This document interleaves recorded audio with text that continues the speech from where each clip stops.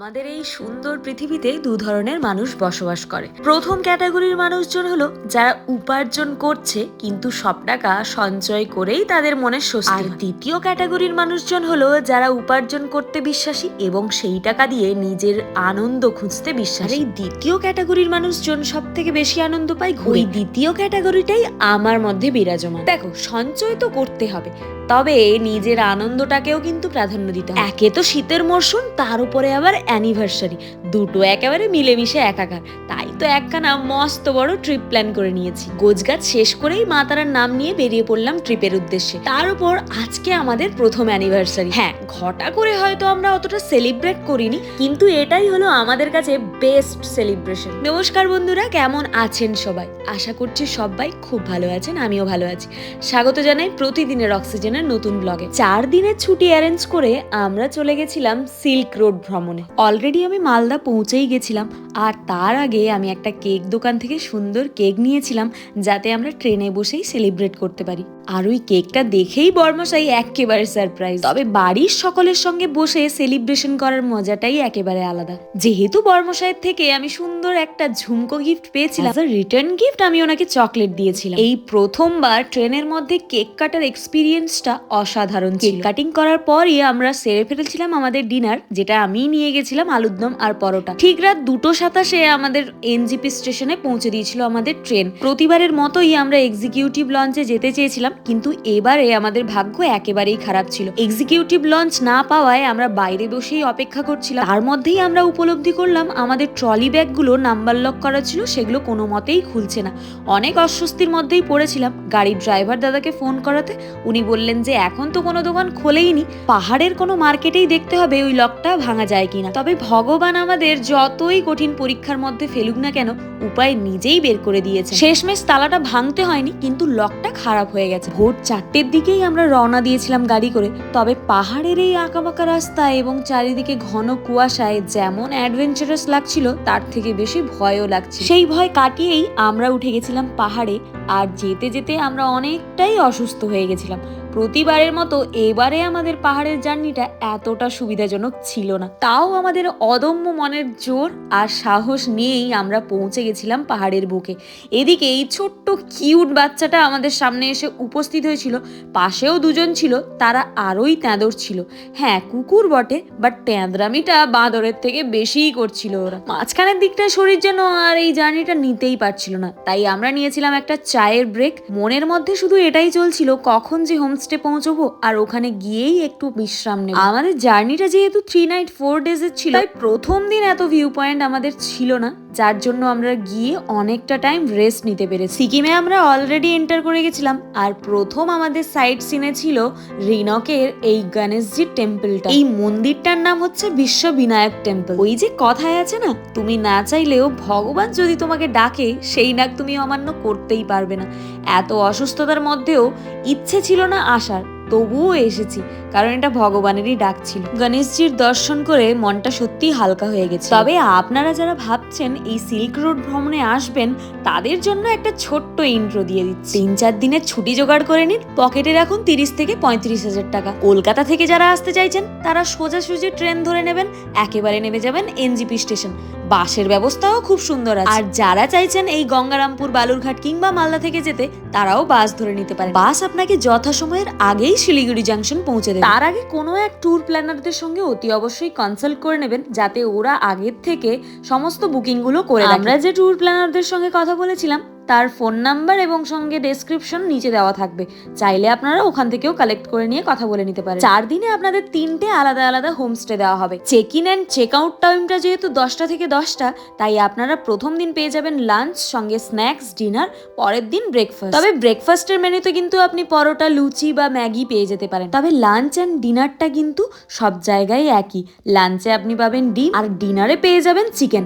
সঙ্গে স্ন্যাক্সেও কিন্তু সুন্দর চা থেকে শুরু করে পকোড়াও থাকে। আর এই লাঞ্চ অ্যান্ড ডিনারটা কিন্তু প্রত্যেকটা হোমস্টেতেই একই। প্রথম দিন আমরা যে হোমস্টেটায় গেছিলাম সেটা হচ্ছে ইস্ট সিকিমের অরিটারে। এই প্রথমবার আমরা হোমস্টেতে ঢুকে না জামা কাপড় চেঞ্জ করে সোজা ঘুমিয়ে পড়েছিলাম। 9টার আগেই আমরা এন্টার করে গেছিলাম আমাদের হোমস্টেতে, আর সেখানে নিলাম আমরা অনেকক্ষণ রেস্ট। 12টার সময় উঠে ফ্রেশ হয়ে খাওয়া দাওয়া করে আমরা বেরিয়ে পড়েছিলাম লেকের উদ্দেশ্যে, যেটা ছিল আমাদের সেকেন্ড সাইট সিন। এই লেকটার নাম ছিল ল্যাম্পোক্রি লেক। আমাদের হোমস্টে থেকে মাত্র 5 মিনিট হেঁটে। রেস্ট নেওয়ার পর থেকে আমাদের মধ্যে এতটাই এনার্জি এসছে যে আমরা নাচতে নাচতে যাচ্ছি। তার মধ্যে এই পাইন ফরেস্টের ভিউটা জাস্ট অসাধারণ। এর পাশ দিয়ে যখন আপনি যাবেন তখন এক আলাদাই অনুভূতি মনের মধ্যে কাজ করবে। আমরাও কিছুক্ষণ দাঁড়িয়ে পাইন বনের ওই গভীর সৌন্দর্য উপলব্ধি করতেই ব্যস্ত ছিলাম, কিন্তু হঠাৎ খেয়ালে এলো কিছুক্ষণের মধ্যেই সন্ধে হয়ে যাবে। এখানে বেশিক্ষণ দাঁড়িয়ে থাকাটা আমাদের পক্ষে সুবিধাজনক হবে না, তাই ছুটতে ছুটতে চলে এলাম এই লেকটার মধ্যে। আপনারা যারা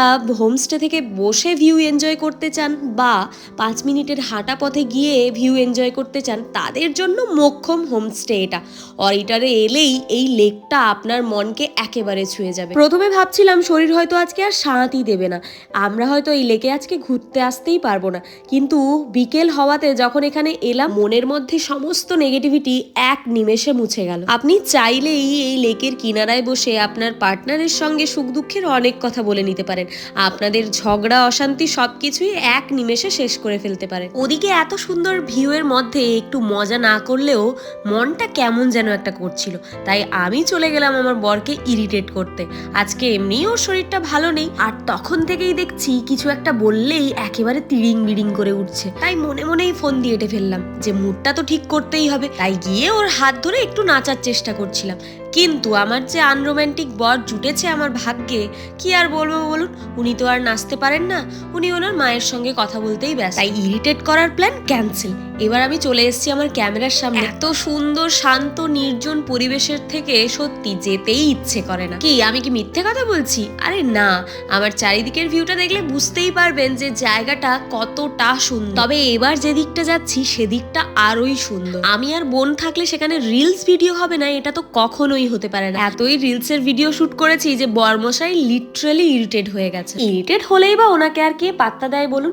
নিজেদের আনন্দ আমরা নিজেরাই খোঁজার চেষ্টা করি। এই পড়ন্ত বিকেলে সময়টা আমাদের বেশ কাটলো, অনেক আনন্দ হই হুল্লোড় করেই কাটালাম সময়টা। কিন্তু সমস্ত পজিটিভিটির মধ্যেও নেগেটিভিটি যেন আমাদের পিছু এবারে ছাড়ছিলই না। আমার সানগ্লাসটা টুক করে জলের মধ্যে পড়ে গেল। সানগ্লাসটা যদি আমার হতো তাহলে অতটা মন খারাপ হয়তো হতো না, ওটা আমার বোনের। আমার ঠিক পেছনটায় দূরে একটা প্ল্যাকার্ড আপনাদের চোখে নিশ্চয়ই পড়ছে।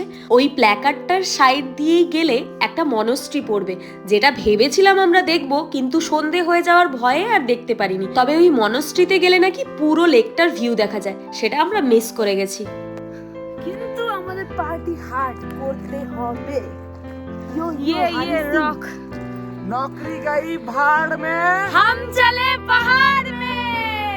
আমরা পৌঁছে গেছিলাম আমাদের হোমস্টেতে, আর হোমস্টের সামনেই এই সুন্দর সুন্দর ফুলের গাছগুলো আছে। পাহাড়ে গেলেই আপনার চোখে পড়বে প্রত্যেকটা বাড়ির সামনেই সুন্দর সুন্দর ফুল লাগানো থাকে, আর ওই সুন্দর ফুলের সৌন্দর্যেই প্রত্যেকটা বাড়ি যেন একেবারে সৌন্দর্যময়ী হয়ে ওঠে। আমরা ছিলাম সিল্ক রুটের অরিটারের চিত্তিস ট্যুর অ্যান্ড ট্রাভেলস হোমস্টে। তবে হোমস্টেটা বাইরে থেকে দেখতে যত সুন্দর, তার থেকে বেশি সুন্দর ভেতর থেকে। বাইরে সুন্দর সুন্দর ফুলের টব যেমন ছিল, তেমনই ক্যাকটাস গুলোও ছিল। কি সুন্দর, তাই না? চলো এবার তোমাদের ভেতরে নিয়ে যাই। ভেতরে যেতে যেতে বলি আমরা এখানে কি করে পৌঁছলাম।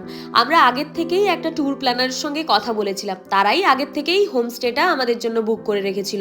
এন্ট্রি টাইম ছিল 10টা, আমরা পৌঁছে গেছিলাম 8টা সাড়ে 8টার দিকে। যেহেতু রুমগুলো খালি ছিল তাই আমাদের রুম দিয়ে দেওয়া হয়েছিল, কিন্তু যদি না রুম খালি থাকতো তাহলে হয়তো ওয়েটিং রুম দিত। ওয়েটিং রুমের সঙ্গে সঙ্গে কিন্তু বাথরুমও দিত, যেখানে আমরা ফ্রেশ হতে পারতাম। আমরা এনজিপি স্টেশনে পৌঁছানোর পর 4টের সময় আমাদের গাড়ির দাদা রওনা দিয়ে দিয়েছিল। ট্যুর প্ল্যানার দাদার সঙ্গে আগের থেকেই ওনার কথা হয়েছিল যেহেতু, তাই উনি এখানেই আমাদের নিয়ে এলেন। হোমস্টে পৌঁছে গেলেই ওখানে থাকবে আপনাকে ওয়েলকাম করার জন্য। আপনার সমস্ত লাগেজ পত্র সব ভেতরেই ওরাই নিয়ে যাবে। তারপর ঢুকেই এই সুন্দর হলটা আছে, যেখানে বসার অনেক জায়গা এবং এখানে মিউজিক সিস্টেমও আছে। চারিদিকে সুন্দর সুন্দর ওয়াল পেন্টিং আছে। এই পেন্টিংটা তো জাস্ট অসাধারণ। পাহাড়ে যেহেতু রাতের বেলা কোথাও বেরোনো যায় না, তাই এই হলটার মধ্যে বসেই সন্ধ্যে থেকে আপনি ফুল অন আড্ডা দিতে পারেন। সামনে সুন্দর মিউজিক সিস্টেম আছে, টিভি আছে, যেখানে বসে বসে চায়ে চুমুক দিতে দিতে সঙ্গে পকোড়া খেতে খেতে আপনি আপনার সুন্দর সন্ধ্যেটাকে মেমোরেবল করে তুলতে পারেন। তবে সত্যি কথা বলতে আমাদের ভাগ্য হয়নি, এতই ঠান্ডা ছিল যে রুমের মধ্যে ঢুকে গেছিলাম, ওখানেই আমাদের চা পকোড়া চলে এসেছিল আর ওখান থেকেই বসে বসে শুনতে পাচ্ছিলাম এখানে বসে সবাই গান বাজনা করছে। আসার ইচ্ছে থাকলেও বর্মশাইয়ের শরীরটা অনেকটাই খারাপ ছিল, তাই আর আসিনি। এইভাবে ফুল লেন্থ কাঞ্চনজঙ্ঘা যে কবে দেখতে পাবো সেটা নিয়েই আমরা ভীষণভাবে চিন্তিত। এতবার পাহাড়ে এসেছি কিন্তু একবারও এরকম কাঞ্চনজঙ্ঘা কখনোই দেখতে পাইনি। আমরা চলে এসেছিলাম আমাদের হোমস্টের টেরেসে। উফ, কি অসাধারণ ভিউ! এখানে দাঁড়ালে আপনার মনে হবে দাঁড়িয়েই থাক। চারিদিকে পাহাড়, মাঝখানে কিছু ঘরবাড়ি, আর সন্ধে হলেই এত মোহময়ী হয়ে থাকে এই পাহাড়গুলো, মনে হয় একগুচ্ছ জোনাকি পোকা এই পাহাড়ের মধ্যে ঘুরে বেড়াচ্ছে। এবার চলুন আমাদের রুম দেখাই। এটা হচ্ছে এন্ট্রি পয়েন্ট। ঢুকলেই সামনে একটা সোফার সঙ্গে টেবিল আছে যেখানে বসে আপনারা আরাম করতে পারেন, আড্ডা দিতে পারেন এবং খাওয়া দাওয়াও করতে পারেন। সন্ধে হতে না হতে আমাদের স্ন্যাক্স চলে এসছে, এটা কিছুক্ষণ পরে খাবো। এখন চলুন আপনাদের পুরো রুমটা ঘুরে দেখায়। এখানে সুন্দর একটা আলমারি দেওয়া আছে, সঙ্গে আয়নাও আছে। আয়না থাকলে মেয়েদের আর কিছুই চাই না, যেমন আমার আর আমার বোনের সত্যিই কিছু চাই না। যাই হোক, আলমিরাটা ছিল তাই আমরা ইউজও করছিলাম। এর মধ্যে আমরা আমাদের জামা কাপড়গুলো রেখেছিলাম, পাশে একটা শু র‍্যাকও ছিল, সেখানে আমরা জুতো টুতো রেখেছিলাম। আর এটা হচ্ছে দুটো বেড। আমরা 3 জন ছিলাম তাই আগের থেকেই বলে দিয়েছিলাম একটা রুমের মধ্যেই থাকবো, তাই ওইভাবেই ওরা অ্যারেঞ্জ করেছে, পাশাপাশি দুটো বেড। আর এটা হচ্ছে আমাদের সুন্দর বাথরুম। সত্যি বাথরুমগুলো ভীষণই সুন্দর। এখানে গিজার থাকবে প্রত্যেকটাতেই, আপনি চাইলেই গরম জলে স্নান করতে পারেন। যেহেতু সন্ধে হয়ে গেছে, মেঘও ঢাকা পড়ে গেছে, তাই রুমের ভেতর থেকে বাইরের সৌন্দর্যটা আপনাদের আর দেখাতে পারলাম না। এবার চলুন চায়ের মজা নেওয়া যায়। পাহাড় এবং চা এই দুটোর সংমিশ্রণ এক আলাদাই অনুভূতির সৃষ্টি করে।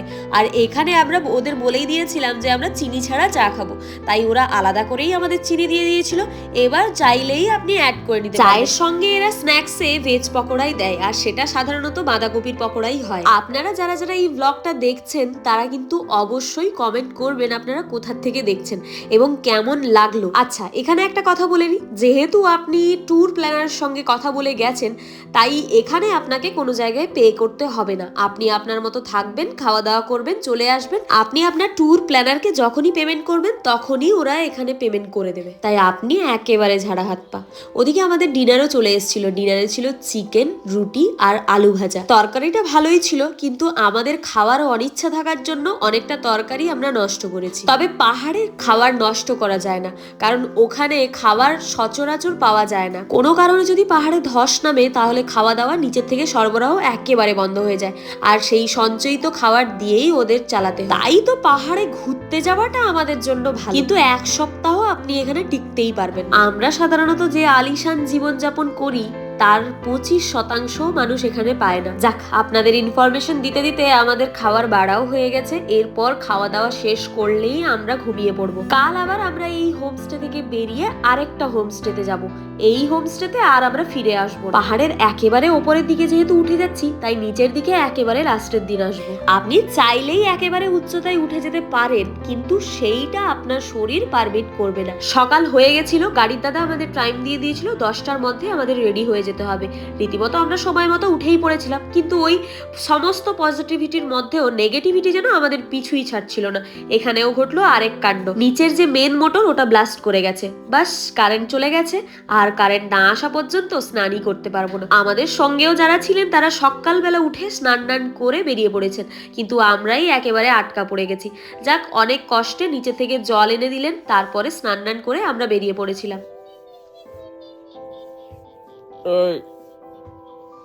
সববার ওঠার আগে আমি উঠে পড়েছি, তারপরে সবাইকে ঘুম থেকে উঠিয়েছি, কিন্তু তারপরেও রেডি হতে পারিনি আমরা। ওদিকে গাড়ির দাদা বারবারই ফোন করছিলেন। হাই, গুড মর্নিং, উঠবেন প্লিজ। বাপরে বাপ, নেক্সট ডেস্টিনেশনে যেতে হলে নেক্সট ব্লগটা অবশ্যই দেখতে হবে। আজকের ভিডিওটা এখানেই শেষ করলাম। ভিডিওটি ভালো লেগে থাকলে লাইক, কমেন্ট, শেয়ার, সাবস্ক্রাইব করে দেবেন। টাটা।